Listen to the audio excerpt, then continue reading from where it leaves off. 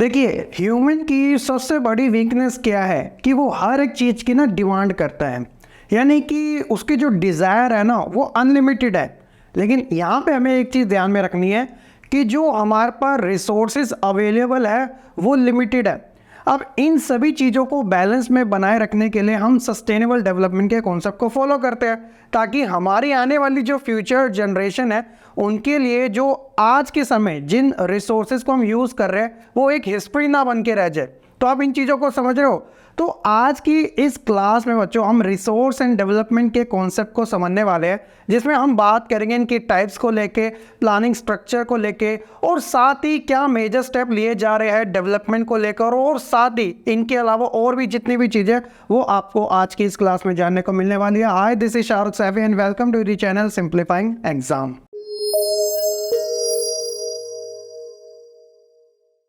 अगर बात की जाए इस लेसन के ओवरऑल कॉन्सेप्ट की, तो हमें इन सभी टॉपिक्स को कवर करना है। सबसे पहले हम बात करते हैं रिसोर्स को लेकर। अब बेसिकली रिसोर्स होते क्या है, तो बड़ी सिंपल सी चीज़ है, everything available in our environment. यानी कि हर वो चीज़ जो हमारे एनवायरनमेंट में अवेलेबल है, which can be used to satisfy our needs. यानी कि वो सभी चीज़ें जिनकी वजह से, यानी कि ये हमारी ज़रूरतों को तो पूरा कर रहे हैं ताकि हम सेटिस्फाई हो सके, तो ये हमारे लिए रिसोर्स कहलाती है। अब इसकी कुछ कंडीशन होती है। वो कंडीशन क्या क्या होती है? इट इट्स टेक्नोलॉजिकल एक्सेसिबल, यानी कि ये टेक्नोलॉजी के थ्रू एक्सेसिबल होना चाहिए, लोगों को इनका यूज़ करना आना चाहिए। साथ ही इकोनॉमिकली फीजिबल, इतनी भी कॉस्टली ना हो कि लोग यूज़ ही ना कर पाए। और सबसे इंपॉर्टेंट कल्चरली एक्सेप्टेबल, यानी कि लोग उनका यूज़ कर पा रहे हो, उसको एक्सेप्ट कर पा रहे हो। तो इस टर्म्स में हम कह सकते हैं कि वो चीज़ रिसोर्स है। अब बेसिकली आप इस ट्रायंगल को देखिए, इसमें क्या बताया गया। ये सेंटर में ह्यूमन बींग है, यानी कि हम बेसिकली क्या करते हैं, टेक्नोलॉजी का यूज़ करते हैं नेचर में इंटरफेयर करने के लिए, ताकि हम वेरियस टाइप के इंस्टीट्यूशन को डेवलप कर सके, और यही सारी चीज़ें हमारे आगे काम आती है। तो बड़ा सिंपल सा रिसोर्सेज के बारे में होपफुली कि आप अच्छे से समझ चुके होंगे। नेक्स्ट हम बात करते हैं क्लासिफिकेशन ऑफ रिसोर्सेज को लेकर। अब डायरेक्टली ऐसा क्वेश्चन आपसे पूछ भी लिया जाता है आपके एग्जाम में, तो इन चीज़ों का जरा ध्यान रखिएगा। तो मेजरली यहाँ पे हम 4 टाइप्स के क्लासिफिकेशन के बारे में बात करने वाले हैं रिसोर्सेज के, जिसमें सबसे पहले आएगा ओरिजिन, देन सेकंड होगा एग्जॉस्टिबिलिटी, थर्ड है ओनरशिप, और फोर्थ है डेवलपमेंट। एक एक करके इन सभी को समझने की कोशिश करते हैं। सबसे पहले बात करते हैं on the basis of origin. तो ओरिजिन के बेसिस पे हमें 2 टाइप के रिसोर्सेज देखने को मिलते हैं। फर्स्ट है बायोटिक एंड सेकंड है अबायोटिक। अब ये जो बायोटिक रिसोर्सेज होते हैं, इसके अंदर हम लिविंग थिंग्स को काउंट करते हैं, जिसके अंदर फ्लोरा, फोना, फिशिंग, ये सभी चीज़ें इन्वॉल्व हो जाती है। उसी तरह जस्ट इसके अपोजिट होता है अबायोटिक, यानी कि इसके अंदर हम नॉन लिविंग थिंग्स को काउंट करते हैं। जैसे फॉर एग्जांपल आप रॉक्स, मेटल, वाटर, सॉइल, इनका एग्जांपल इसमें ले सकते हो। तो ओरिजिन के बेसिस पे तो 2 टाइप्स के हो गए। उसी तरह अगर हम सेकंड बात करें एग्जॉस्टिबिलिटी, तो ये भी 2 टाइप्स के होते हैं। एक होता है रिन्यूएबल और सेकंड होता है नॉन रिन्यूएबल। अगर हम रिन्यूएबल की बात करें तो नाम से पता चला रिन्यू हो रहा है, यानी कि एक बार इनका कंजप्शन हो जाए तो दोबारा से इन्हें टेक्निकली या फिर केमिकली दोबारा से इनका रीयूज किया जा सकता है। For example solar energy, wind energy, forest, wild life, तो ये एक तरीके से दोबारा से रिन्यू हो जाते हैं। ठीक इसके अपोजिट होता है नॉन रिन्यूएबल। नाम से पता चल रहा है कि अगर इनका एक बार कंजप्शन हो जाए तो इन्हें दोबारा से बनने में मिलियंस ऑफ ईयर्स लग जाते हैं। तो इसलिए कहा जाता है कि ये काफ़ी लिमिटेड होते हैं। तो जैसे ऑयल, कोल, न्यूक्लियर, पेट्रोलियम, मेटल्स, ये सारे नॉन रिन्यूएबल रिसोर्सेज के एग्जाम्पल। थर्ड हम बात करते हैं on the basis of ownership. तो ये हमें 4 टाइप्स के देखने को मिलते हैं। नंबर 1 एक होता है इंडिविजुअल रिसोर्सेज। नाम से पता चलता है जो किसी एक पर्सन के होते हैं, चाहे वो घर हो सकता है, गाड़ी हो सकता है, कुछ भी ऐसी चीज हो सकता है जिसके ऊपर एक बंदे की पूरी प्रॉपर्टी होती है वो। देन सेकंड हम बात करते हैं कम्युनिटी। अब नाम से पता चल रहा है इसका भी कम्युनिटी, जो किसी एक का ना होते सभी का होता है। फॉर एग्जाम्पल चाहे रिलीजियस प्लेस हो, हॉस्पिटल हो, स्कूल्स हो, प्लेग्राउंड हो, इन जगह पे कम्युनिटी एक तरीके से रह सकते हैं, किसी के साथ डिस्क्रिमिनेट नहीं किया जाएगा। देन थर्ड होते हैं नेशनल। तो देखा जाए टेक्निकली वैसे देश के अंदर जितने भी रिसोर्सेज होते हैं वो एक तरीके से नेशनल रिसोर्सेज ही कहलाए जाते हैं। और कुछ ऐसा भी हमें देखना मिलता है कि गवर्नमेंट के पास ये राइट होता है कि वो किसी इंडिविजुअल की प्रॉपर्टी को भी पब्लिक यूज़ के लिए काम ला सकती है। तो ये गवर्नमेंट के राइट्स होते हैं। और लास्ट होता है इंटरनेशनल। तो आप नाम से देख रहे हो कि इंटरनेशनल में क्या होता है कि जिस पर किसी भी कंट्री का राइट्स नहीं होता। बेसिकली इसके लिए एक ऑर्गेनाइजेशन बनाई जाती है। एग्जांपल के तौर पे आप ओशन का ले सकते हो। ओशन किसी का नहीं हो सकता, तो ओशन की परमिशन यूज़ करने के लिए इसके एक ऑर्गेनाइजेशन बनाई जाती है। तो ये हमें ओनरशिप के बेसिस पे 4 टाइप के रिसोर्सेज देखने को मिलते हैं। उसके बाद हम लास्ट बात करते हैं on the basis of status of development. अब स्टेटस ऑफ डेवलपमेंट में भी हमें 4 टाइप्स के ही देखने को मिलते हैं। नंबर 1 है पोटेंशियल। अब देखिए पोटेंशियल क्या है, स्पेशली आप राजस्थान गुजरात जैसे स्टेट देखोगे ना, तो यहाँ पे आपको ऐसे रिसोर्सेज देखने को मिलेंगे जिनमें काफ़ी अच्छी पोटेंशियल है, जैसे सोलर एनर्जी, विंड एनर्जी, लेकिन ये काफ़ी ज़्यादा कॉस्टली है, तो इसलिए अभी इनका यूज़ ज़्यादा नहीं किया जा रहा। देन सेकेंड है डेवलप्ड। अब डेवलप्ड रिसोर्सेज कौन से होते हैं, जिनकी क्वालिटी क्वांटिटी ऑलरेडी मेजर की जा चुकी है और वो लोगों की लाइफ में यूज़ भी हो रहे हैं, तो ये डेवलप्ड रिसोर्सेज कहलाए जाते हैं। थर्ड होता है स्टॉक। स्टॉक रिसोर्सेज वो होते हैं कि आप कह सकते हो कि एक तरीके से हमारे पास पोटेंशियल है इन रिसोर्सेज की, बट प्रॉब्लम ये है कि अभी तक ना हम टेक्निकली इनका यूज़ करना नहीं सीख पाए, सो दैट इज़ वाई इन्हें हमने स्टॉक में रख रखा है। और लास्ट है रिजर्व। तो आप बिल्कुल इसे भी ऐसे ही कह सकते हो कि हम चाहे तो इनका यूज़ कर सकते हैं, बट हम अपनी आने वाली जनरेशन के लिए इन्हें रिजर्व करके रख रहे हैं। तो ये हमें 4 टाइप के रिसोर्सेज देखने को मिलते हैं स्टेटस ऑफ डेवलपमेंट के। तो ये तो होगी बच्चों टाइप्स ऑफ रिसोर्सेज के बारे में, हो सके आपको काफ़ी अच्छे से समझ आ चुका होगा। नेक्स्ट हम बात करते हैं डेवलपमेंट रिसोर्सेज को लेकर। अब बेसिकली क्या है कि जो रिसोर्सेज है वो ह्यूमन सर्वाइवल के लिए काफ़ी ज़्यादा इंपॉर्टेंट माने जाते हैं, और ये बिलीव किया जाता है कि जो रिसोर्सेज है वो एक तरीके से गॉड गिफ्टेड है, यानी कि नेचर के थ्रू आराम से हमें मिल जाते हैं। इसीलिए ह्यूमन बींग्स क्या करता है कि इन रिसोर्सेज का इनडिस्क्रिमिनेटली यूज़ करता है, जिसकी वजह से हमें काफ़ी मेजर प्रॉब्लम्स देखने को मिल रही है। अब क्वेश्चन ये है कि वो प्रॉब्लम्स कौन कौन सी है, किस किस टाइप की है, उनके बारे में बात कर लेते हैं। सबसे पहले हम बात करते हैं डिप्लेशन की। अब इससे होता क्या है कि कुछ लालची लोगों की वजह से क्या हो रहा है कि वो अपने लालच के चक्कर में ना रिसोर्सेज का डिप्लेमेशन कर रहे हैं, जिसकी वजह से काफ़ी ज़्यादा एनवायरनमेंट को नुकसान हो रहा है। देन सेकेंड है एक्यूमुलेशन। इसमें क्या होता है कि ज़्यादा रिसोर्सेज की वजह से सोसाइटी जो है वो ग्रुप में डिवाइडेड हो गई है, यानी कि जिनके पास ज़्यादा रिसोर्सेज है तो वो रिच कैटेगरी में आ गया, और जिनके पास रिसोर्सेज की कमी है तो वो पुअर कैटेगरी में आ गया, यानी कि सोसाइटी रिच वर्सेस पुअर में डिवाइडेड हो चुकी है। और लास्ट है एक्सप्लॉयटेशन, यानी कि लोगों ने इनडिस्क्रिमिनेट तरीके से इतना ज़्यादा एक्सप्लॉयट कर दिया है कि इसके बहुत सारे रीज़न निकल के आ गया, चाहे वो लैंड डिग्रेडेशन क्यों ना हो, या फिर ओजोन लेयर जैसी प्रॉब्लम, या फिर ग्लोबल वार्मिंग जैसी प्रॉब्लम। ये सारी की सारी चीज़ें हमें इन टाइप्स में देखने को मिली है। तो ये कुछ प्रॉब्लम है जिनकी वजह से हमें काफ़ी ज़्यादा खामियाजा उठाना पड़ रहा है, और इन्हीं सभी चीज़ों को ध्यान में रखते हुए एक मेजर स्टेप ये लिया गया था कि हम अपने रिसोर्सेज को कुछ ऐसे यूज़ करते हैं ताकि वो फ्यूचर में भी सेफ रह सके और हम इनका जो यूज़ है एक बेटर तरीके से कर सके। तो इसलिए हमने कॉन्सेप्ट अपनाया था सस्टेनेबल इकोनॉमिक डेवलपमेंट का। अब बेसिकली ये सस्टेनेबल इकोनॉमिक डेवलपमेंट होता क्या है, इसके बारे में आप समझ लीजिएगा। Sustainable economic development means development should take place without damaging the environment, and development in the present should not compromise with the needs of future generation. तो बड़ी सिंपल सी बात की जा रही है कि आपको बेसिकली करना क्या है कि रिसोर्सेज का ऐसा यूज़ करना है, इससे क्या है कि एनवायरनमेंट भी डैमेज नहीं होना चाहिए और साथ ही डेवलपमेंट भी बना रहे प्रेजेंट जनरेशन के लिए, यानी कि उसका जो प्रोसेस है वो कॉन्टिन्यूस बना रहे, और साथ ही आने वाली यानी कि जो फ्यूचर जनरेशन है उन्हें इन चीज़ों के साथ कॉम्प्रोमाइज़ ना करना पड़े ताकि उनके लिए वो अवेलेबल हो। तो इसे हमने सस्टेनेबल इकोनॉमिक डेवलपमेंट का नाम दिया। और इसी को ध्यान में रखते हुए फर्स्ट टाइम क्या होता है, एक इंटरनेशनल समिट भी हुई थी। अब वो कब हुई थी, एग्जाम पॉइंट ऑफ व्यू से इस ईयर को आप अच्छे से राइट डाउन कर लीजिएगा, जो कि है 1992 में। अब ये कौन सी समिट थी, बेसिकली इसे अर्थ समिट, रियो समिट इनके नाम से जाना जाता है। रियो डी जेनेरियो ये ब्राज़ील की ओल्ड कैपिटल है। यहाँ पे अर्थ समिट 1992 में हमें देखने को मिली थी। अब बेसिकली ये था क्या, इसके बारे में आप जान लीजिएगा। इन जून 1992 more than 100 heads of state, यानी कि 1992 में 100 से ज़्यादा देशों ने इस इंटरनेशनल समिट में पार्टिसिपेशन लिया था, और इसमें मेन जो प्रॉब्लम थी जो एड्रेस की गई थी वो थी एनवायरमेंटल प्रोटेक्शन को लेके, और साथ ही सोशियो इकोनॉमिक डेवलपमेंट को लेके, वो भी ग्लोबल लेवल पे। क्या बात की गई थी कि देखिए बहुत ज़्यादा जैसे जैसे डेवलपमेंट का प्रोसेस आगे बढ़ता जा रहा है, जो ग्रोथ हम देखने को मिल रही है, जो अच्छी चीज़ भी है हर एक कंट्री के लिए, लेकिन कहीं ना कहीं इसकी वजह से एनवायरनमेंट को काफ़ी ज़्यादा नुकसान भी हो रहा है। तो इसलिए इन चीज़ों को कंट्रोल में लाने की ज़रूरत है। सो दैट इज़ वाई ये अर्थ समिट करवाई गई थी, और इस समिट में लीडर्स ने डिक्लेयर किया था global climate change and biological diversity को और इसी को ध्यान में रखते एजेंडा 21 को हमने अडॉप्ट किया था, जिसमें बेसिकली बात की गई थी सस्टेनेबल डेवलपमेंट को अचीव करने को लेकर, ताकि ये जो इतना ज़्यादा नुकसान हो रहा है एनवायरनमेंट को वो ना हो सके, यानी कि उनको हम एक तरीके से प्रोटेक्ट कर सके। तो होप्स हो कि रियो डी जेनेरियो जो अर्थ समिट था वो आपको काफ़ी अच्छे से समझ आ चुका होगा। नेक्स्ट हम बात करते हैं रिसोर्स प्लानिंग को लेकर। अब ये रिसोर्स प्लानिंग क्या होती है?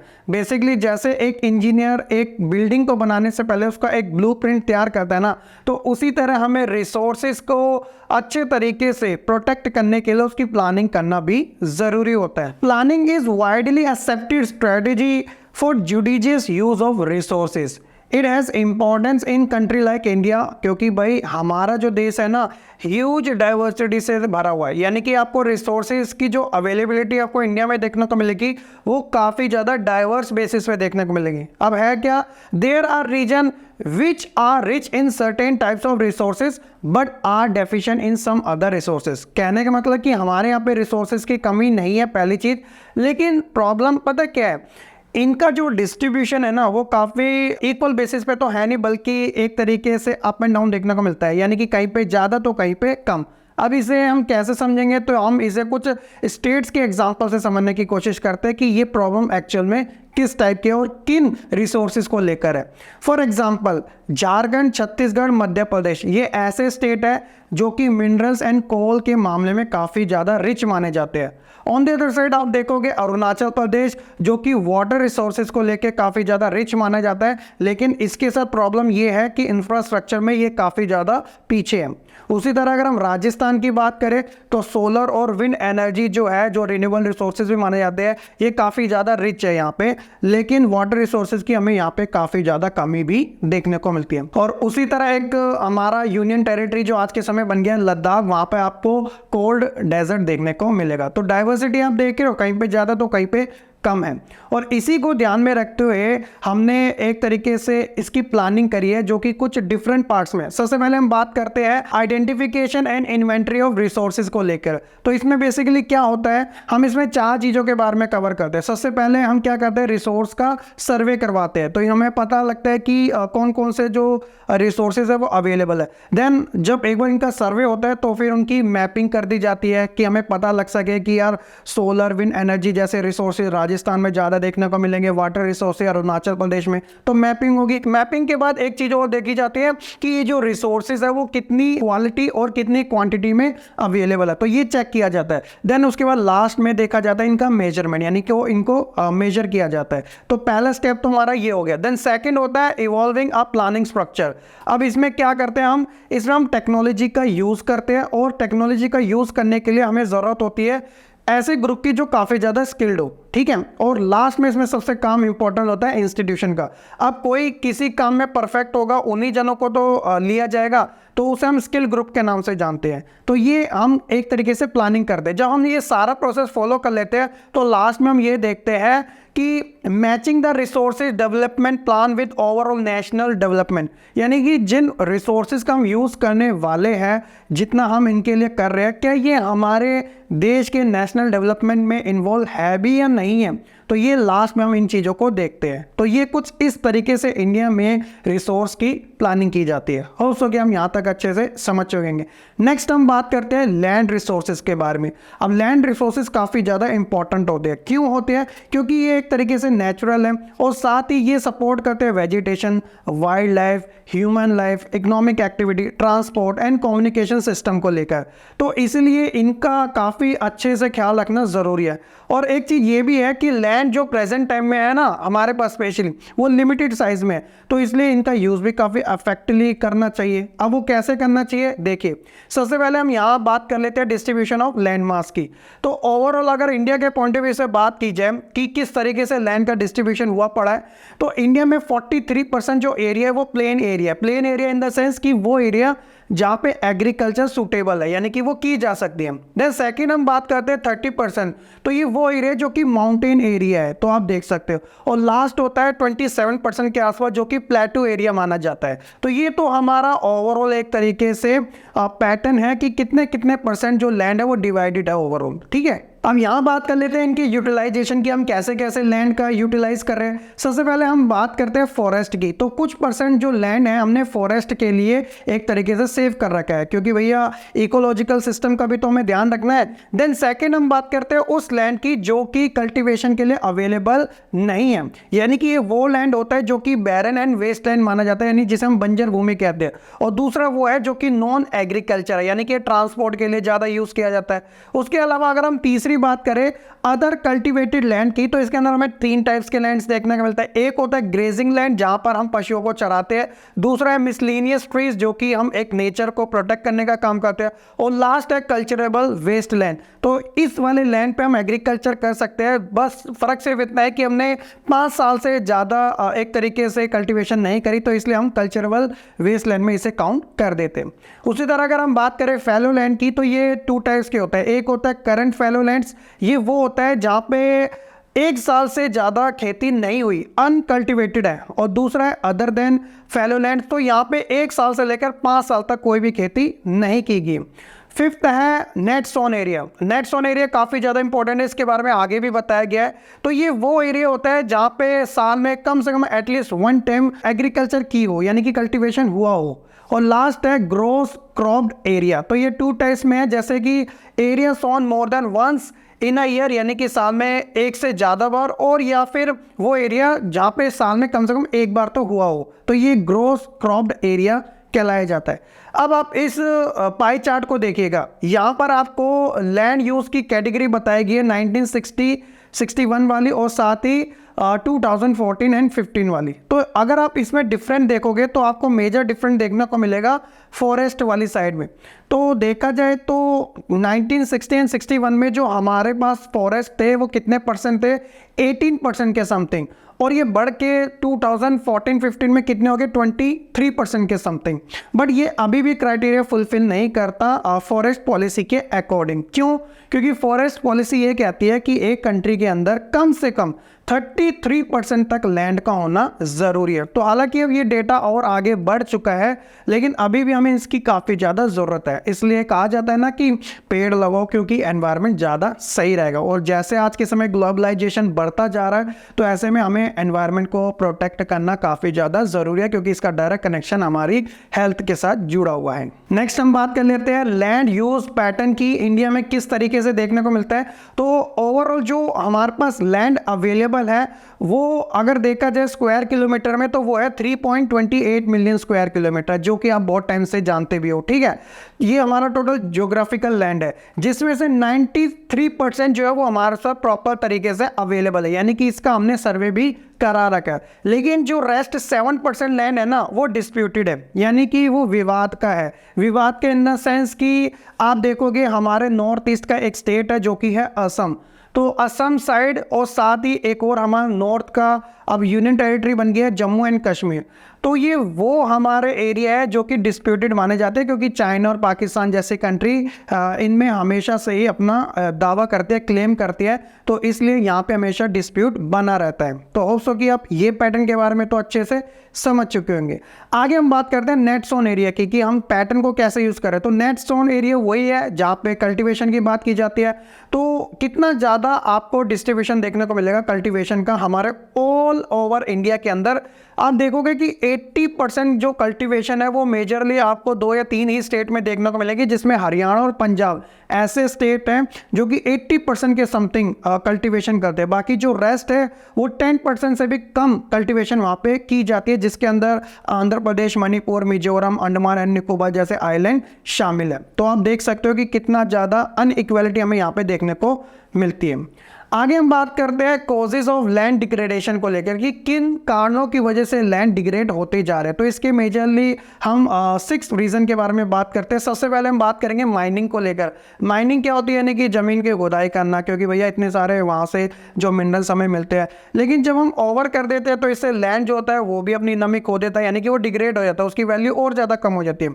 देन सेकेंड है ओवर ग्रेजिंग। ज़्यादा से ज़्यादा अगर हम पशुओं को चराते रहेंगे तो वो भी जो उसकी नमी है वो भी खो जाती है, यानी कि वो फर्टाइल नहीं रह जाती है। तीसरा है ओवर इरिगेशन। देखिए कल्टीवेशन के लिए इरिगेशन यानी पानी डालना काफ़ी ज़्यादा ज़रूरी होता है, ग्राउंड वाटर का यूज़ करते हैं हम, लेकिन जब ओवर चीज़ें होने लग जाते हैं तो ये भी प्रॉब्लम क्रिएट कर देती है। उसके बाद है इंडस्ट्रियल पोल्यूशन। इसकी वजह से क्या होता है, जो एक नॉर्मल सा लैंड हो जाता है वो डस्ट पार्टिकल की वजह से वो भी क्या हो जाता है, काफ़ी वेस्ट लैंड में बदल जाता है, बंजर भूमि में। और उसके अलावा सेकंड लास्ट है वो है डिफॉरेस्टेशन। ज़्यादा से ज़्यादा पेड़ों की कटाई करने की वजह से क्या होता है कि लैंड भी बिल्कुल डिस्ट्रॉय हो जाता है। और लास्ट है ड्रॉ, यानी कि एक तरीके से सूखा पड़ जाना, ज़मीन का फटने लग जाना, तो ये भी कल्टीवेशन के लिए सही नहीं माना जाता है, यानी कि वो भी डिग्रेड होना शुरू हो जाता है। तो ये तो हो गए कॉजेज। अब ये हमने कॉजेज के बारे में कवर किया। क्या इनके लिए मेजर स्टेप नहीं लिए जाते? ऑब्वियसली लिए जाते हैं। Measure to control land degradation, तो उसके लिए हम क्या क्या करते हैं? सबसे पहले एफोर्टेशन, यानी कि ज़्यादा से ज़्यादा हम पेड़ लगाने का काम करते हैं। सेकंड है प्रॉपर इरिगेशन, पानी दो, ओवर ना करके प्रॉपर तरीके से दो। तीसरा है कंट्रोल ऑन ओवर ग्रेजिंग। पशुपालन काफ़ी ज़्यादा ज़रूरी है क्योंकि हमारा सारा का सारा जो डेयरी प्रोडक्ट है वो यहीं से आता है, तो इसलिए इनको कंट्रोल करना ज़रूरी है।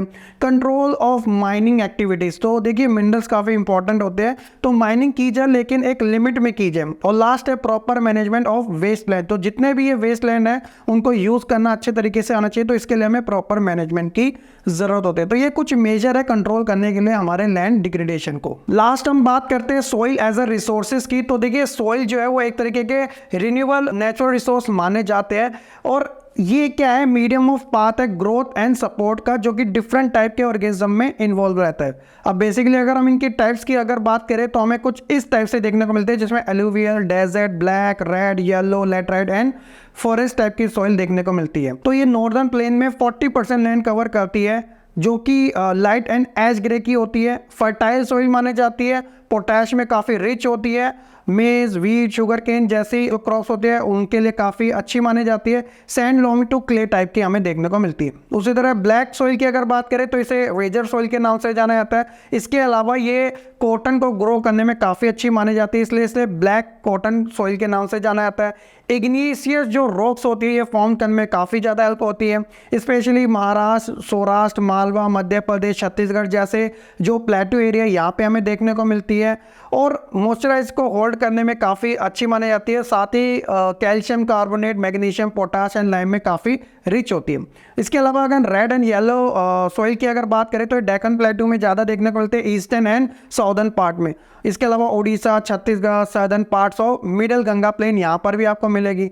और ये रेड दिखने में इस वजह से है, वो है डिफ्यूजन ऑफ आयरन, और साथ ही येलो जो है वो हाइड्रिकल फॉर्म में हमें देखने को मिलती है। फोर्थ है हमारी लैटराइट सॉइल, जो कि इसमें ये वो एरिया में देखने को मिलते हैं जहाँ पे हाई टेम्परेचर और हैवी रेनफॉल होता है। सूटेबल मानी जाती है कल्टीवेशन के लिए, और साथ ही टी, कॉफ़ी, कैश्यू नट ये सारी चीज़ों के लिए काफ़ी सूटेबल है।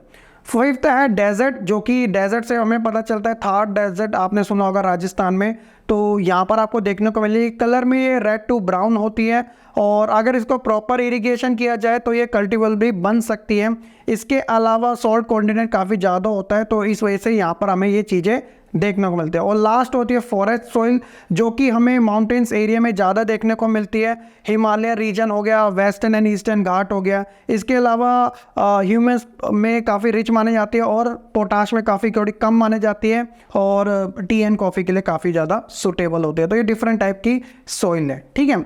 हाउस के बच्चों, हम इन सभी के बारे में आप काफ़ी अच्छे तरीके से समझ चुके होंगे। तो ये था हमारा रिसोर्स एंड डेवलपमेंट से रिलेटेड चैप्टर नंबर 1। स्टिल कोई डाउट है कमेंट सेक्शन में ज़रूर बताइएगा। वीडियो कैसे लगी ज़रूर अपने फ्रेंड के साथ शेयर कीजिएगा, और चैनल पे है तो सब्सक्राइब करना बिल्कुल ना भूलेगा। बाकी हम मिलते हैं अपनी नेक्स्ट वीडियो में, तब तक के लिए खुश रहें, पढ़ते रहें और ऐसे ही आगे बढ़ते रहें।